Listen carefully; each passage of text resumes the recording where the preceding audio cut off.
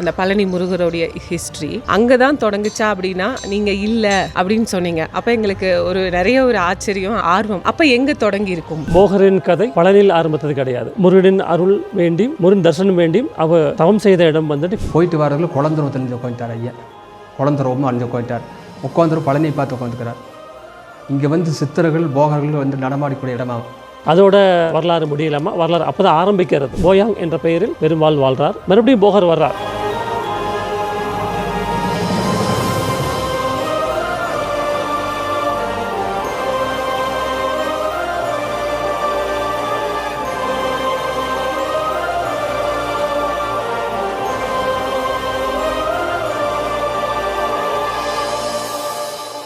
சுவாமி, இப்போ பழனி முருகர் நம்ம எல்லாருக்கும் ஒரு விருப்பமான தெய்வம். அதை வடிவமைச்சு கட்டினவர் போகர் நமக்கு தெரியும். ஆனா இந்த பிரயாணம் போகருடையது, அந்த பழனி முருகருடைய ஹிஸ்டரி அங்கதான் தொடங்குச்சா அப்படின்னா நீங்க இல்ல அப்படின்னு சொன்னீங்க. அப்ப எங்களுக்கு நிறைய ஒரு ஆச்சரியம், ஆர்வம். அப்ப எங்க தொடங்கி இருக்கும்? இது எப்படி எல்லாம் டிராவல் ஆகி வந்தாரு போகர் அப்படிங்கறத பத்தி எங்களுக்கு கொஞ்சம் நீங்க சொல்ல முடியுமா? ஐயா நம சிவாய, நமஸ்காரம்.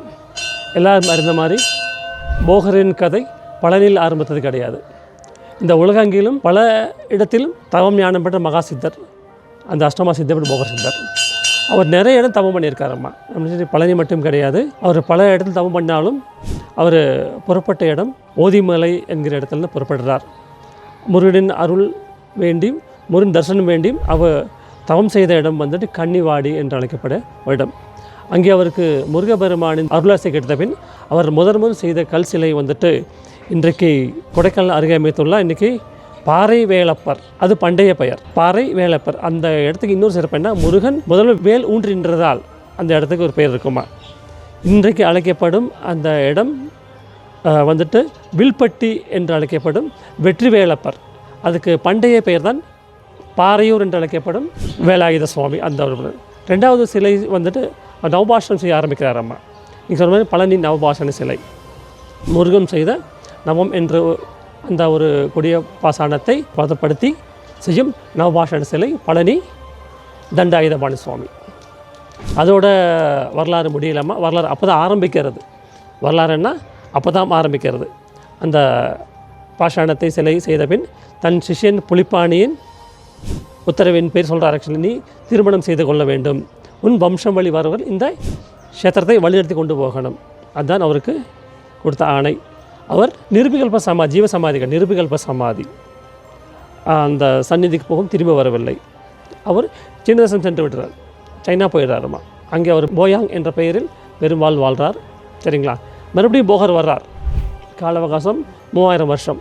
பழனி நவபாஷணம் சிலை செய்த பின் ரெண்டாவது சிலை போகரின் தசபாஷாணம். அந்த சிலை நம்ம திண்டுக்கல் மாவட்டம் கொடைக்கானல் அருகமையுள்ள பூம்பாறை என்கிற கிராமத்தில் அந்த குழந்தை வேலாயுத சுவாமி என்று நாம் பார்க்கின்ற குழந்தை வேலப்பர். நம சிவாய, நமஸ்காரம். சாமி நமஸ்காரம். நம சிவாய. நம சிவாயம். சுயம்பு அப்படின்னு சொல்லிட்டு நம்மளோட பாரத தேசத்தில் நிறைய இடங்களில் தோன்றியிருக்குன்னு சொல்கிறாங்க. அப்போ அந்த சுயம்பு அப்படிங்கிறது என்னங்கிறத பற்றி நீங்கள் கொஞ்சம் விரிவாக சொல்ல முடியுமா? சுயம்பு தான் தோன்றுவது, தானே தோன்றுவது சுயம்பும் சொல்லுவோம் இல்லைங்களா? அது பெரும்பாலும் நம்ம பெண் தெய்வங்களை குறித்து இருக்கு. சுயம்பு மகாளியம்மன், சுயம்பு பத்ரகாளம், சுயம்பு மாரியம்மன், அது மாதிரி எல்லாமே சுயம்பு குறித்து இருக்கும். அது சுயம்பு என்பது. இது தவிர சுயம்பது சிவனுக்கும் கூட இருக்கும். தாண்டிரோணி மலை சுயம்பாக தோன்ற சிவன் கோவில், நிறைய சுயம்புவை பார்த்துருக்கோம். சரிங்களா?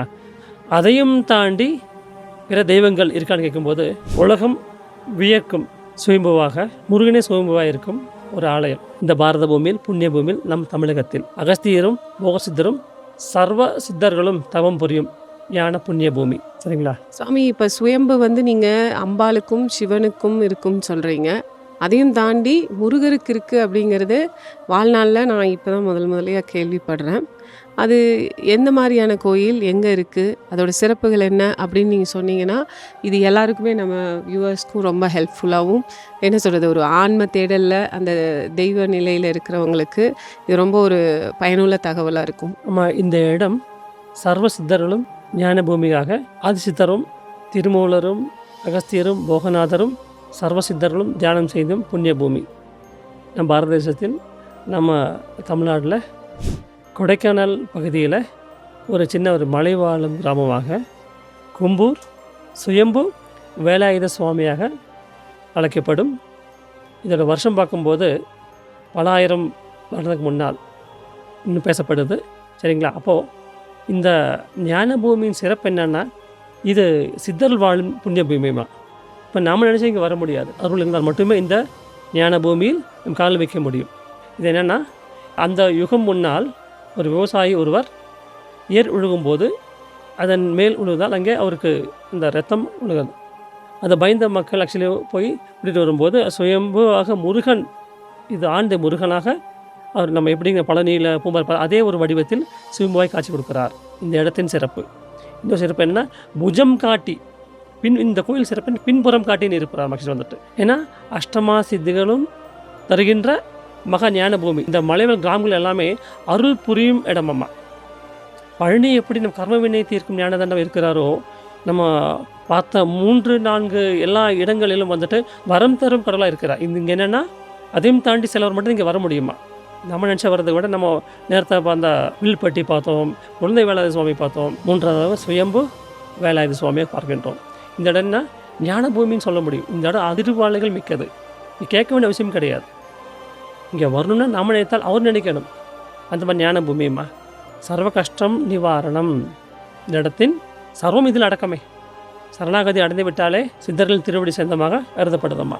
இன்னும் அந்த சர்ப்பங்கள் வாழும் இடமாக, சர்வ சித்தர்களும் வளம் வரும் இடமாக கருதப்படுகிறது. அந்த இப்பவும் அகஸ்தியரும் திருமூலரும் காலாங்கிநாதரும் போகநாதரும் சர்வ சித்தர்களும் தவம் செய்தும் ஞான பூமியாக இந்நாள் வரை இருந்துட்டு இருக்கோம்மா. அது கூடாத சர்வசுத்தரும் சூட்சமான வளம் வந்துட்டு இருக்கிற ஞான பூமியாக இருக்கிற அந்த இடம். சுவாமி, இந்த கோயிலோட சிறப்புகள் இதெல்லாமே சொன்னீங்க, இதோட காலம் இதெல்லாமே சொன்னீங்க. பல யுகங்களுக்கு முன்னாடி இருந்தே, பல 1000 வருடங்களுக்கு முன்னாடி இருந்து இருக்குது.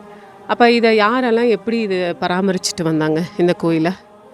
ஆமாம், இது ஆதி உலகமாக கருதப்படுதுமா. பிற்காலத்தில் வந்த பாண்டிய மன்னர்கள் இதை பராமரித்தார்கள். சரிங்களா? அதுக்கு மண்டபங்களும் அதுக்கு உண்டான மீன் அடையாளங்களும் இந்த கல்வெட்டில் இருக்குமா. சரிங்களா? அப்போது பாண்டியர்களும் இதை பராமரித்து வழி நடத்தி அது பிரார்த்தனை பண்ண வரலாறும் ஐதீகம் இருக்குமா. சரிங்களா? அப்போது பாண்டிய மன்னர்களும் இதில் உள்வாங்கியிருக்கிறார். அப்போது இது எல்லா இது பார்க்கும்போது நம்ம பாறையை சொன்ன மாதிரி அந்த வெற்றி வேலை அங்கேயும் குன் பாண்டியனார் உருவாக்கப்பட்டது சில மண்டபங்கள் இருக்கும்.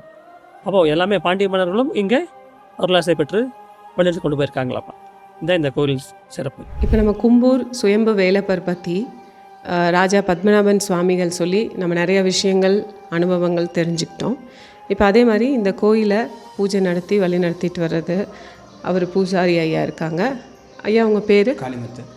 காளிமுத்து ஐயா கிட்ட அவரோட அனுபவங்கள், அவர் இங்கே என்னென்னலாம் பூஜை வழிமுறைகள் வழிபாடுகள் இதை பற்றி நம்ம இப்போ கேட்டு தெரிஞ்சுக்க போகிறோம். பண்டிதம் பழனிசாமிங்கிற தோட்டம், தனிநபர் தோட்டம், சாந்துவிட்டமாகுன்ற இடத்துல ஒரு 30 வீடு குடிந்துக்கிறாங்க. உழவடிக்க வந்துக்கிறாங்க. மாட்டு உழவடிக்கும் போது ரத்தமாக வந்திருக்குது. ஏன்னா ரத்தமாக வருதுன்னு மாட்டு குழம்புலாம் பார்க்குறதுன்னு கிடையாது. பழையபடி திருப்பி அது வழியை ஓட்டி வந்துக்கிறாரு. பாலாக எந்திரிச்சுக்குது. எந்திரிச்சு பயந்து விட்டு போட்டு ஆளுக்கு கூப்பிடலாம் அப்படி போயிட்டு வரதுக்குள்ள குளந்தரம் தெளிஞ்சு உட்காந்துட்டார் ஐயா. குளந்தரவும் அழிஞ்சு உட்காந்துட்டார். உட்காந்துரும் பழனியை பார்த்து உட்காந்துக்கிறார். இங்கே வந்து சித்தர்கள் போகர்கள் வந்து நடமாடக்கூடிய இடமாகும். 2 சித்தர்கள் அந்த பழனி இந்த சுரங்கப்பாதையில் இருக்கிறாலாமா, பழனி வரைக்கும் சுரங்கப்பாதை போகுது. அது 2 சித்தர்கள் வழிபாடு பண்ணுறாங்களாமா. 12 மணிக்கு பூஜை உச்சிக்கால போது 12 மணிக்கு நடத்துவாங்களாமா. அப்படியே ஊரை காலி பண்ணி ஒரு கீழே வெட்டின மேலே கிளாஸில் ஊரை காலி பண்ணி கீழே வந்துட்டாங்க. கீழே வந்து கொஞ்ச நாள் குடியேறி மூங்கியை வெட்டித்தான் வந்து கொஞ்ச நாள் வாழ்ந்துக்கிறாங்க. இது கிட்டத்தட்ட ஒரு 4500 வருஷத்துக்கு மேலே பாண்டிய மன்னனுடைய காலத்தில் அந்த கோயில் அமைச்சுக்கிறாங்க. அந்த நேரத்தில் வந்து ஒருத்தர் குழந்தைல சொல்லி காளிவாடன் அப்படிங்கிற ஆளுக்கு குழந்தைலன்னு சொல்லி வேண்டிக்கிறார். குழந்தை கொடுத்துட்டால் மச்ச காவடி எடுத்துக்க சொல்லி மச்ச காவடி எடுத்தால் குழந்தை பிறந்த குழந்தைய அறுத்து குழம்பு வச்சு காவடி கட்டி காலையில் 4 மணிக்கு இங்கேருந்து பழனி நடந்தே வந்து சாயங்காலம் 3 மணிக்கு வந்து இங்கே காவடியோட கொண்டு வந்து அந்த காவடியை முத்திரிச்சு அந்த காவடி கேட்டு ஊரெல்லாம் சுற்றி வரும்போது ஐயன் கொண்டு வச்சுட்டு அவத்தான்னு சொன்னால் குழந்தை உயிரோடு எந்திரிச்சிருமாமா. அதே வர்க்கத்தில் குழந்தை இல்லாமல் பழையபடிக்கு வேண்டிக்கிறாங்க. குழந்தை கொடுத்தா மச்ச காவடி சொல்லி அது என்ன ஆகி போச்சுன்னா வீட்டுக்காரமாக குழந்தை கொடுக்க முடியாதுச்சு. ஒரு 10 நாள் கேட்டு பார்த்துருக்காங்க. அவள் வந்து 48 விரதம் இருக்கணும். அந்த காட்சி கொடுக்கணும், 48 விரதம் இருக்கணும். குழந்தை வீட்டுக்காரமாக கொடுக்க முடியாதுச்சு. 10 இவராக பேசினான் அவர்கிட்ட, குழந்தை வேண்டாம்ப்போ உனக்கு வேறு காட்சி தாரேன், நீ பரம்பரையை காவடி எடுத்துக்க, உன் பிள்ளை கொடுத்த தலைமுறை காவடி எடுத்துக்கன்னு சொல்லி ஐயா உத்தரவு கொடுத்தாரு. அந்த உத்தரவு கொடுக்கும்போது காவடி எடுத்து வந்து மண்ணை போட்டு தான் முத்திரிப்பாங்க. செம்பில் 2 பக்கம் செம்பில் முத்திரிச்சு ஊரவெல்லாம் சுற்றி வந்து ஐயங்கட்டை வச்சு இந்த இடத்துல வைத்தானே சர்க்கரை ஆகும். சர்க்கரை அது வருஷத்துக்கு ஒரு தடவை அந்த காவடி எடுக்கிற வீட்டில் ஒரு 48 விரதம் இருக்கணும், சுத்தமாக இருக்கணும், ஊர் கட்டுமானமாக்கணும். அந்த காட்சி அந்த ஒரு காவடி கொடுத்துக்கிட்டே இருப்பார். வருஷமெல்லாம் கொடுத்துக்கிட்டே இருப்பார்.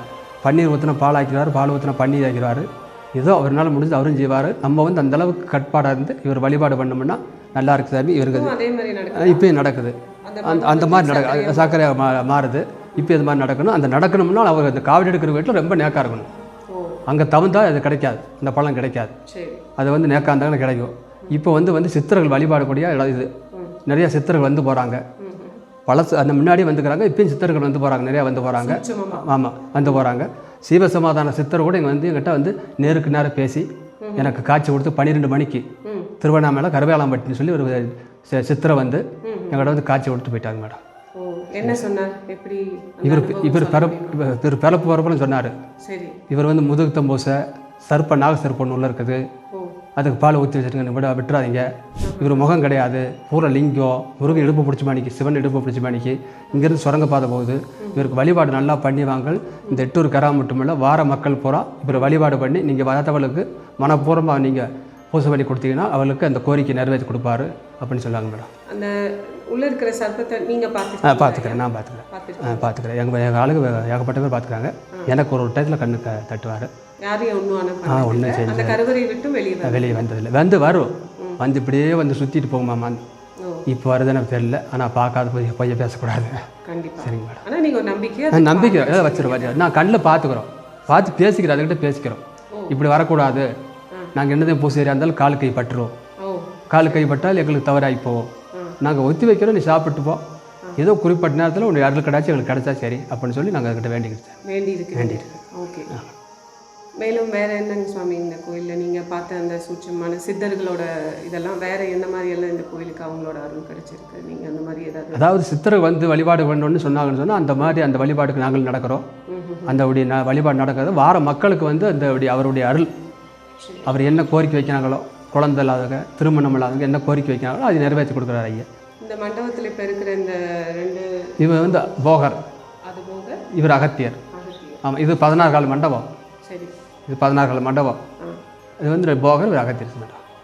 இது ஃபஸ்ட்டு எப்படி இருந்தது இந்த மண்டபம்? இது இப்போ இதே தான் மண்டபமெல்லாம் இதே தான் இருந்தது. நாங்கள் வந்து குறுக்கு செவரு வச்சுருந்தோம். இப்போ வந்து ஓப்பன் எடுக்க சொல்லிட்டாரு, சவரி வந்து ஓப்பன் எடுக்க சொல்லிட்டாரு. ஆனால் ஒரு மண்டபம் வந்து இதே தான். இப்போ வந்து இதுலேருந்து நாங்கள் எதுவுமே கிடையாது, எதுவுமே எடுக்க கிடையாது. இந்த முன்னாடி கோவரம் கட்டிக்கிறோம், டோம்புகள் பூரா சைனிங் பண்ணிக்கிறாங்க, அவ்வளோதான். அப்புறம் மற்றபடி இதுலேருந்து எதுவுமே எடுக்க கிடையாது.